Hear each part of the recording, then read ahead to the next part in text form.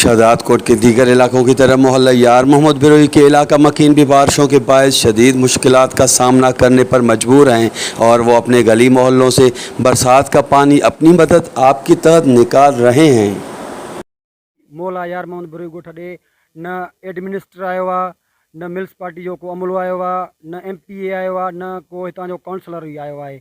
हितां असां बैरिस्टर साहब जे हुकुम ते असां सिर्फ़ु जनरेटर खणी आया आहियूं ऐं उन जे डोनेशन ते जेको असांखे पेट्रोल मिलंदो उहो बि असां खणी ईंदासीं। ऐं ॿियो त पंहिंजे मदद पाण जेको आहे त पाड़े वारनि कई आहे, पाण में डोनेशन गॾु कयो आहे, असां पंहिंजो कमु करायूं था। पर असांजो काउंसलर हिन वक़्तु निंड पियो आहे, असांजो सार संभाल न लधो आहे। वरी बि असांजो शुक्रिया हुनजो अदा कयूं था।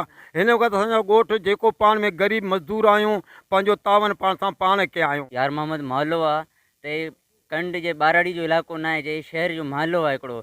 इन टाइम को बि चूंडियल नुमाइंदो या हितां जेका वॉन्टर हितां जा चूंडिजी विया आहिनि, उहो को बि असांजो मदद करण लाइ न आयो आहे।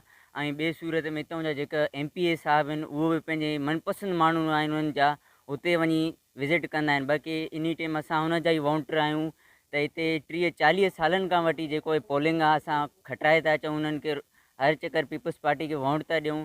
त हिते असां को बि न इंतज़ामिया माण्हू आयो आहे, न उन के अलावा को पीपल्स पार्टी जो चूंडियल जेका हितां जा काउंसलर आहिनि। जबकि दूसरी जानिब मोहल्ला यार मोहम्मद बिरोई में कई घरों के छतें और दीवारें गिरने से भी इलाका मकीन एक खौफ और मायूसी का सामना कर रहे हैं।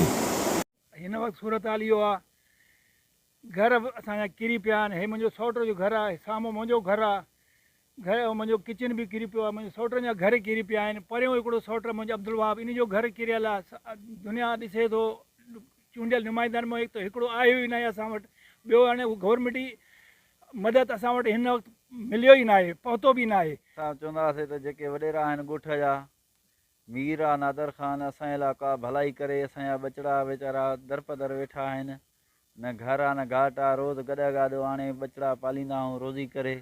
असांखे ॿी का बि वसियत कान्हे का।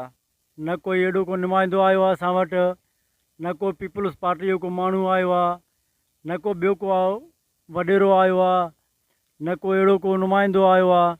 जेको थियो आहे नुक़सानु असांजी जॻह सभु जेके आहिनि मुकमिल रही चुका आहिनि। जबकि इलाका मकीनों का मजीद कहना था कि हमने जिन्हें वोट देकर आगे कर दिया, आज वो इस तकलीफ़ के मरहले में हमारे पास आने को तैयार नहीं है। कैमरा टीम के साथ गुलाम अली ब्रावई, वश TV शहदादकोट।